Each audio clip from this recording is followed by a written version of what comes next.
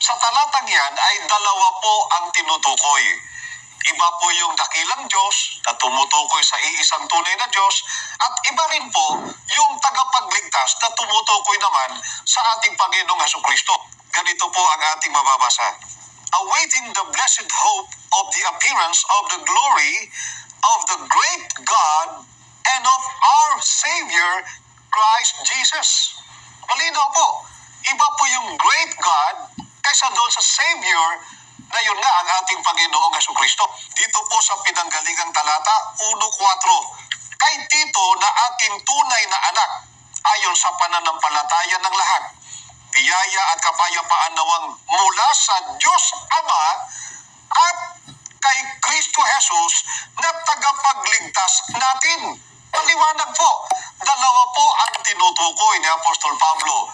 So yan po ang gusto kong pag-usapan po natin, yung tungkol po sa pagiging Diyos ng ating Panginoong Jesucristo, na ayon sa mga kaibigan natin mga INC, hindi daw Diyos si Kristo o hindi daw si Kristo ang tinutukoy na dakilang Diyos at tagapagligtas dito sa talata sa Tito 2:13. Pero kung basahin natin, na hintayin niya mapalad na pag-asa at ng pagpapakita ng kaluwalhatian ng ating dakilang Diyos at tagapagligtas, sino? Na si Hesukristo. Napakalinaw po mga kaibigan. Napakalinaw.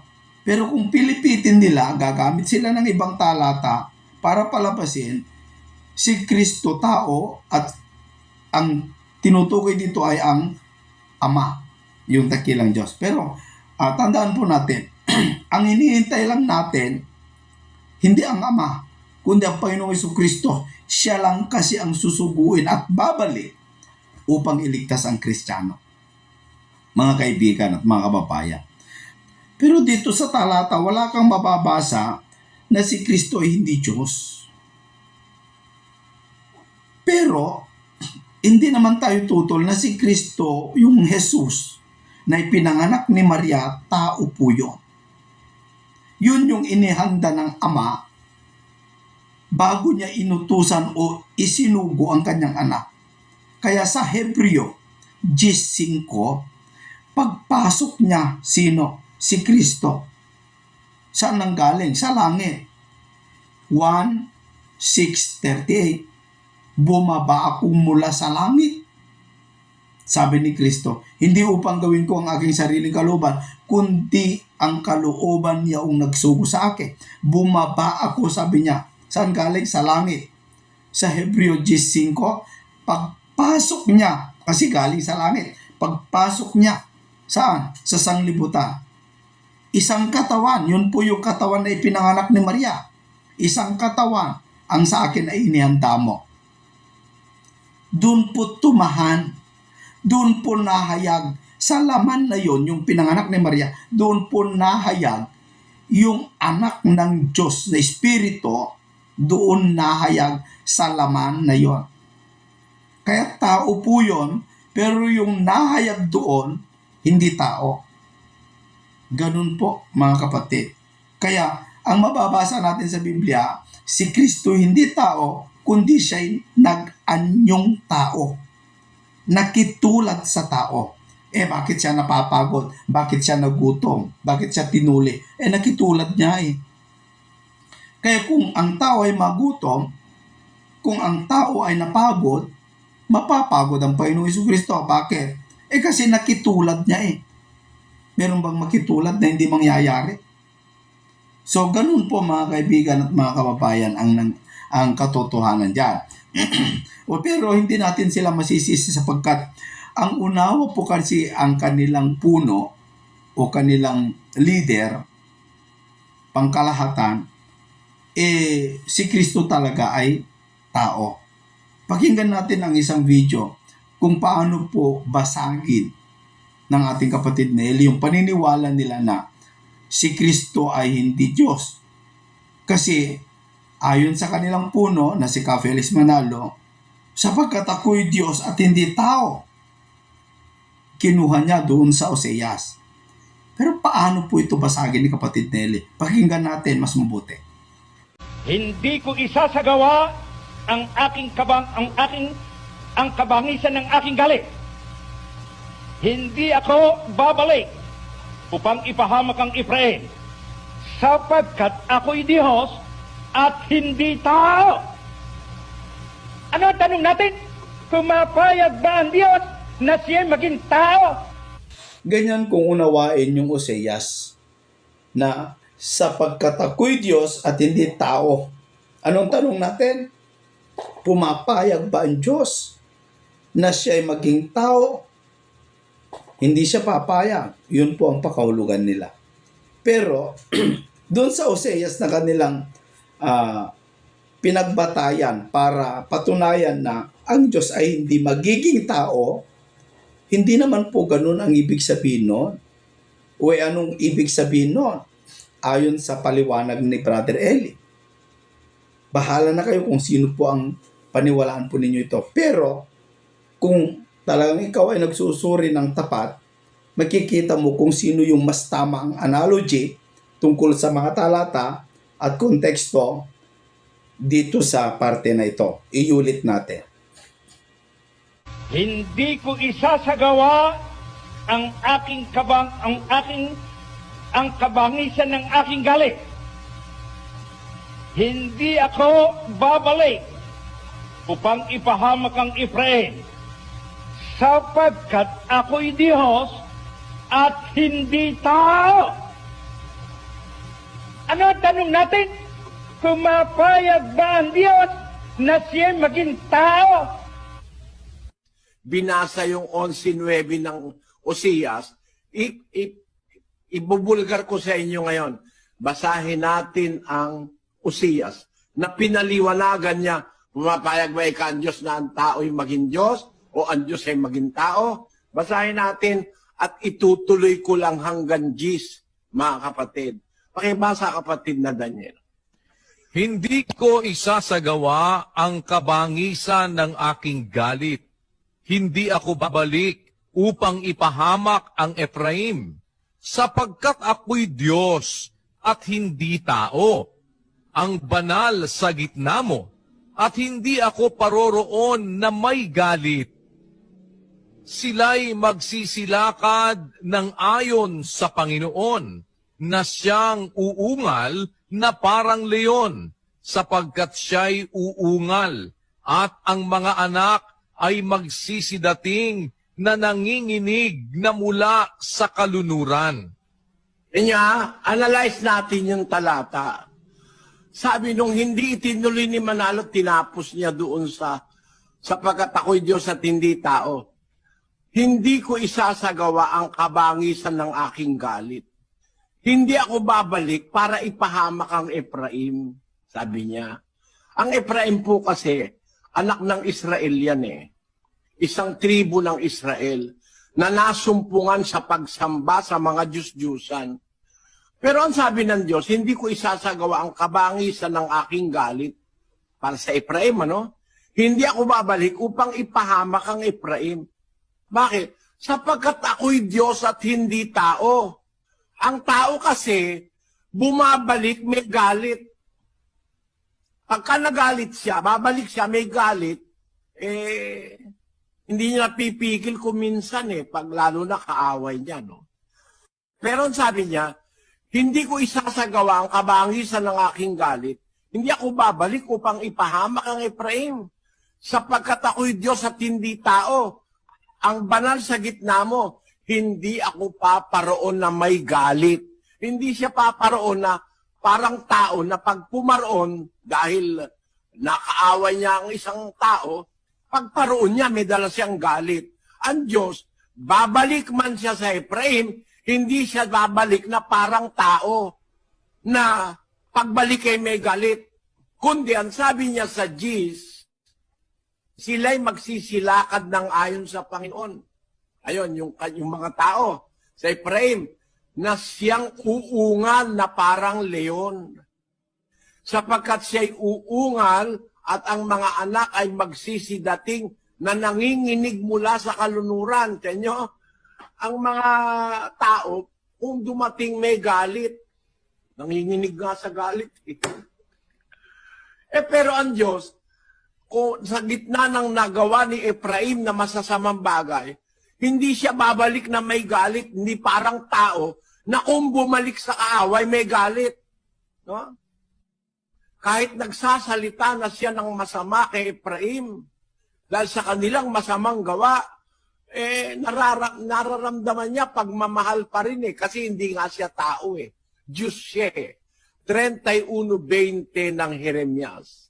Ang Ephraim bagay aking minamahal na anak, siya bagay iniibig na anak, sapagkat kung gaano kadalas nagsasalita ako laban sa kanya, ay gayon ko inaalaala siya ng di kawasa. Kaya't nananabik ang aking puso sa kanya.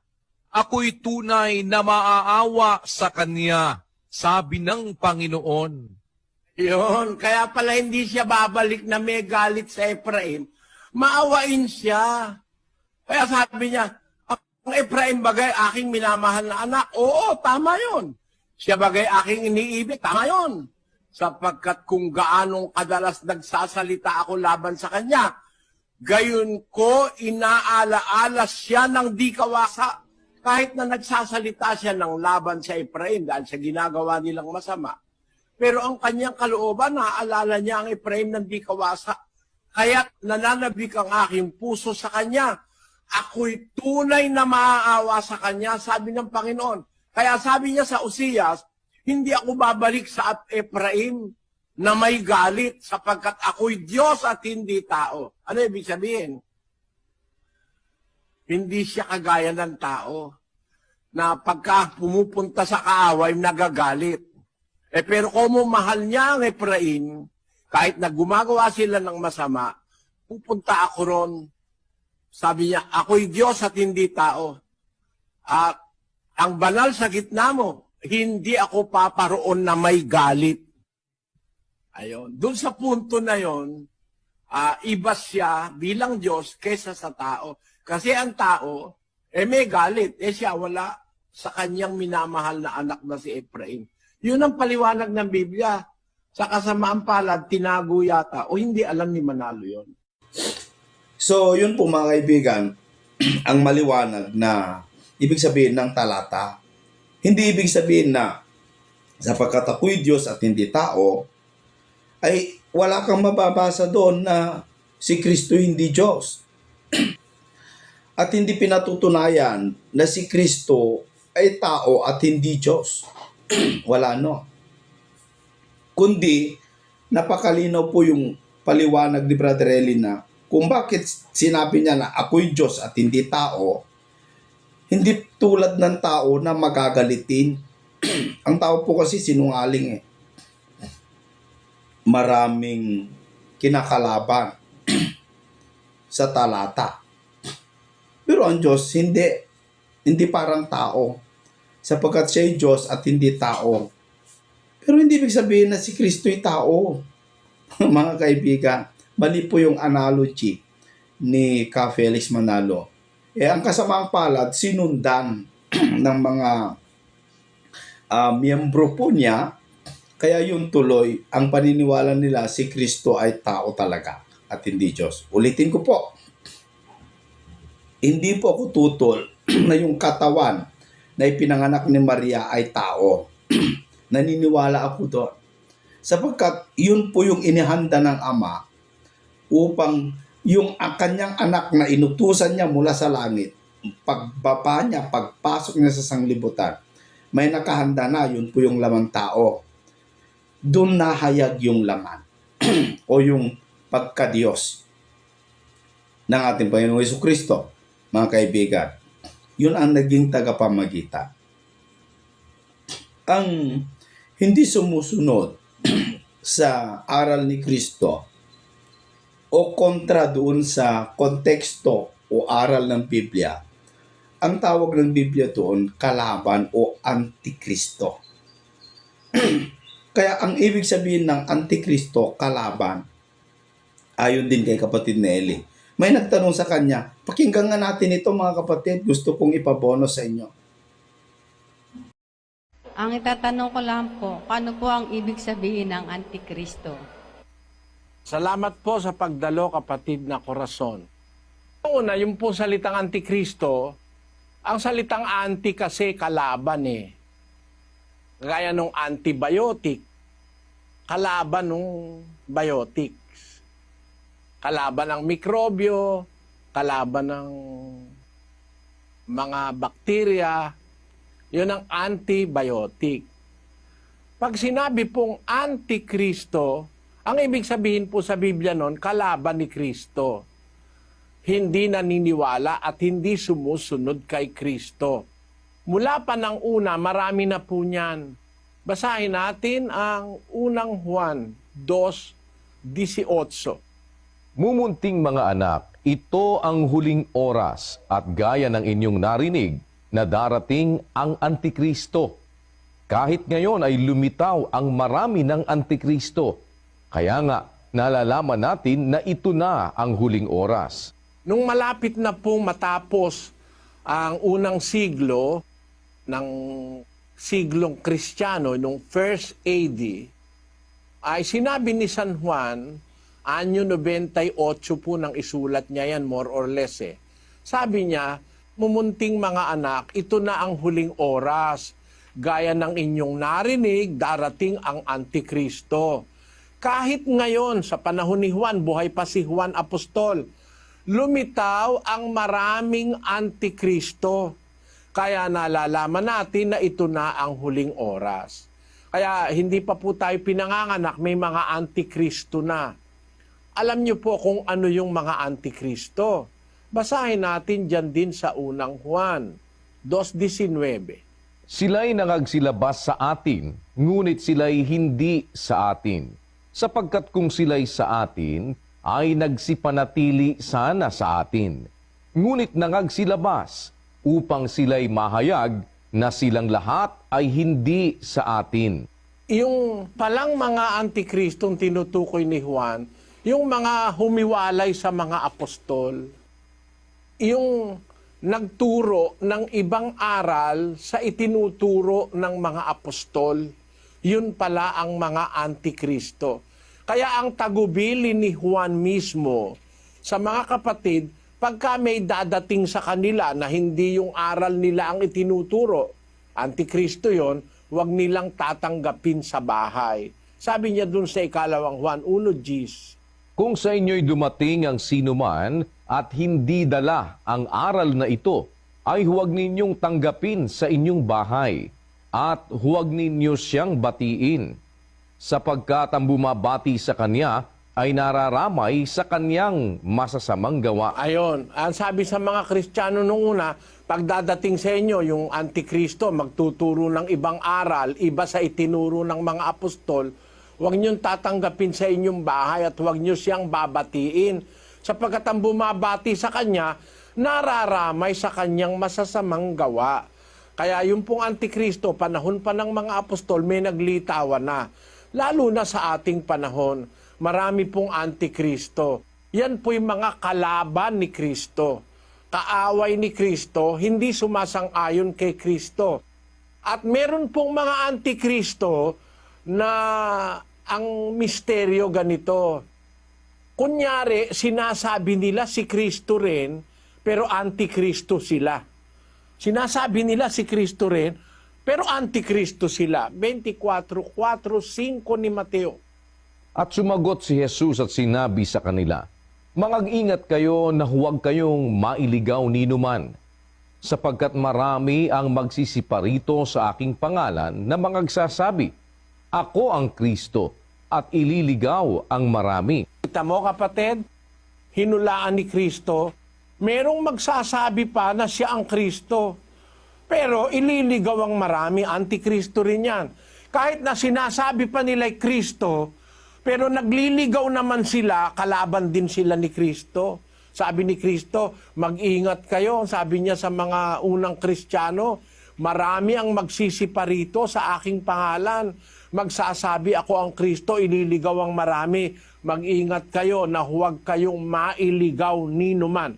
Kasi ang mga Antikristo, yan ay ang mga magliligaw, babaguhin ang aral ni Kristo, magtuturo ng ibang aral. Basahin natin ang unang Timoteo 6:3. Kung ang sino may nagtuturo ng ibang aral at hindi sumasang-ayon sa mga salitang nakagagaling, sa makatwid ay sa mga salita ng ating Panginoong Hesukristo at sa aral na ayon sa kabanalan, ang gayon ay palalo, walang nalalamang anuman, kundi may sakit sa mga usapan at mga pagtatalo, sa mga salitang pinagbubuhatan ng kapanaghilian, mga pagkakaalit, mga pag-alipusta, mga masasamang akala. Yung mga antikristo, sabi ni San Pablo, yung nagtuturo ng ibang aral, hindi sumasang-ayon sa salitang nakagagaling. Sa makatwid ay sa mga salita ng Panginoong Hesukristo. At tinan nyo mula pa nung una meron ng antikristo. Ang salita ni Kristo, kinokontra nila. Eto, papakita ko sa inyo isang halimbawa. Sa Mateo 23, ang sabi ng Panginoong Hesus sa 9, ganito. At huwag ninyong tawaging inyong ama ang sinumang tao sa lupa, sapagkat iisa ang inyong ama, sa makatwid bagay siya na nasa langit. Sabi ni Kristo, yung tunay na Kristo, ano po? Yung Kristong nakausap ng mga apostol, huwag kayong tatawag ng ama sa kanino mang tao sa lupa. Pagdating sa relihiyon, ipinagbabawal po ni Kristo tawagin mong ama ang sino man tao sa lupa. Sapagkat iisa ang inyong ama. Sa makatwid bagay, siya na nasa langit. Kaya ang turo niya, manalangin kayo ng ganito, Ama namin na nasa langit ka. Kaya ang tatawagin nating ama, lalo na sa pananalangin, yung amang nasa langit. Huwag tayong tatawag ng ama sa sino mang tao sa lupa pagdating sa relihiyon. Ulitin mo nga kapatid na Daniel 23:9. At huwag ninyong tawaging inyong ama ang sino mang tao sa lupa, sapagkat iisa ang inyong ama, sa makatwid bagay siya na nasa langit. Yung tawag na ama, hindi dapat itawag yun sa tao sa lupa pagdating sa relihiyon. Yung ama, pwedeng itawag yon sa bahay. Yung tatay mo, yung biological father mo, yung talagang asawa ng nanay mo, na sila ang may anak sa'yo, tinatawag natin yung ama ng ating mga laman. Pero pagdating sa relihiyon, walang utos si Kristong tumawag tayo ng ama sa kanino man. Bawal nga niya alam nyo, sa relihiyon, may nagpapatawag ng ama. Bawal ni Kristo yun patawag ka ng amay. Diba? Basahin natin ang 23:8. Datapwat kayo'y huwag patawag na rabi, sapagkat iisa ang inyong guro, at kayong lahat ay magkakapatid. Ang tawagan sa iglesia, magkakapatid. Huwag kayo kang papatawag na rabi. Iisa lang kasi ang inyong guro. Ang kahulugan kasi ng rabi, plural po yung rabi ng salitang Rabboni. Ang Rabboni sa Hebreo ay guro. Sabi po ni Kristo, huwag kayong papatawag ng rabi, sabi niya sa mga apostol. Iisa lang ang guro nyo. Kayong lahat magkakapatid. At huwag ninyong tawaging inyong ama ang sino mang tao sa lupa, sapagkat iisa ang inyong ama, sa makatwid bagay siya na nasa langit. Ayon. Sino ngayon ang Antikristo? Di yung nagpapatawag ng laban kay Kristo. Antikristo yun. Tandaan nyo po, ang Antikristo, kalaban ni Kristo. Hindi sumasang-ayon sa aral ni Kristo. Marami po ngayon ganyan Marami pong ganyan ngayon. Yun lang magpatawag ka ng ama, Antikristo ka na nun Kalaban ka na ni Kristo. May ideya na kayo, kapatid, kung ano ang mga Antikristong sinasabi sa Biblia? Opo. At salamat po. So yan po, maliwanag po yung ating nabasa na ang ibig sabihin ng Antikristo, yung hindi sumusunod sa aral ni Kristo. Kundi yung kanilang pinapaniwalaan kalaban, iba doon sa aral ni Kristo. Maganda po yung example ni Brother Eli tungkol po sa pagpapatawag na ama. Maraming nagpapatawag ng ama. Father Darwin. Marami na tinatawag na ama. Pero hindi naman po sila ama ng pananampalataya. So, dito mga kaibigan, nakita natin kung ano po ibig sabihin ng Antikristo. For example, gaya yung sinabi nila na si Kristo daw ay tao. Naparito daw siya, may laman. Sa Biblia, walang gano'n. Ang nakalagay sa Biblia, naparitong nasa laman. Hindi sinabi naparitong may laman. Kasi ba yung naparitong may laman, doon sa naparitong nasa laman. Yung may laman na naparito, ibig sabihin, mula sa langit, galing sa langit, meron na siyang laman dati. Naparito lang sa lupa. Pero hindi po ganoon ang nakalagay sa Biblia, mga kaibigan, mga babayan. Ngayon, meron pang isa sa mga hindi po katanggap-tanggap sa Panginoon na kailangan wala sa atin ito, lalong-lalo yung mga miyembro po ng Iglesia Katolika, mga kaibigan, na nag-aangkin na sila ang karugtong ni Kristo. Dito sa Marcos 7:5, meron pong tanong ng mga eskrib at mga pariseyo kay Kristo na ganito po ang kanilang sinasabi. At siya'y tinanong ng mga pariseyo at ng mga eskriba. Ano yung tanong nila? Bakit ang iyong mga alagad ay hindi sila nagsisilakad nang ayon sa salit-saling sabi ng mga matatanda? So mayroon pong paniniwala itong mga eskrib at mga pariseyo na bago po sila kakain, mayroon silang pamahiin na huwag sila kakain hanggat hindi sila nakakapaghugas ng kamay. No? Yun po nakalagay. So, kailangan maghugas muna sila ng kamay. Kasi kapag kumain sila na hindi naghugas ng kamay, karumal-dumal sa Diyos. Yun yung paniniwala nila. Pero ito, mga kaibigan, ay mga pamahiin na hindi po sinasang-ayunan ng Biblia. Ang katunayan, yung kanilang pagsamba dito sa verse 7, nagiging walang kapuluhan. Sino? Yung mga naniniwala sa mga pamahiin. Marami po tayong pamahiin, mga kapatid. Tayo nga lang mga Pilipino, marami. Bawal magwalis ng gabi. Bawal magpautang ng gabi. Marami. Kapag salubong ka ng bayawak, huwag ka nang magtuloy dahil mamalasin ka. Marami tayong mga pamahiin.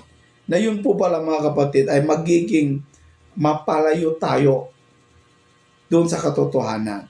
At yung pagsamba natin, sabi dito sa 7, datapot walang kabuluhan ang pagsamba nila sa akin na nagtuturo ng kanilang pinakaaral ng mga utos ng mga tao. Yung utos ng tao pinaiiral, hindi po utos ng Diyos. Saan nanggaling yung mga katuruan na yun? Nanggaling doon sa tao na nag-aangkin na sila daw ang karugtong ng Panginoong Jesucristo. Dito sa verse 8, sabi po rito, nilisan ninyo ang utos ng Diyos. Ano dahilan? At inyong pinanghahawakan ang salit-saling sabi ng mga tao. Sa makatuwid, mas naniniwala sila doon sa kanilang pamahiin na manang kaugalihan kaysa yung salita ng Diyos. At sinabi niya sa kanila, totoong itinatakwil ninyo ang utos ng Diyos upang magaganap ninyo ang inyong mga salit-saling sabi. Ibig sabihin, mga kapatid, yung kanilang paniniwala sa Diyos isinantabi. Mas priority yung mga pamahiin. Bagay na hindi po sana dapat. Pero yun po yung ginagawa ng mga hentil tulad sa mga hindi kapatid sa Kristiyano. Yung mga Katoliko, sabihin na lang natin kasi sila yung mga maraming pamahiin. Kapag may patay, naglalagay po sila ng palatandaan dito sa kanilang noo. Wala naman sa Biblia po yun, mga kaibigan, mga kababayan. Ngayon, yan po ang ating napakagandang napag-aralan sa hapong ito. Sana po, mga kaibigan, ay nakapulot tayo ng magandang aral, nakapulot tayo ng katotohanan dito sa ating programang Expose the Truth, sapagkat yung mga ganitong gawain ay mahalaga po sa Diyos. So, salamat po muli, mga kaibigan, sa lagi po ninyong pagsubaybay dito sa ating programa. Hindi po tao si Kristo, sapagkat siya ay nagkatawang tao at nag-anyong tao. Kung tao siya, hindi na dapat mag-anyong tao pa, mga kaibigan. Hindi po siya semento o bato sapagkat si Kristo po ay anak ng Diyos na buhay. Na yun po yung ating hinihintay, hindi ang Ama.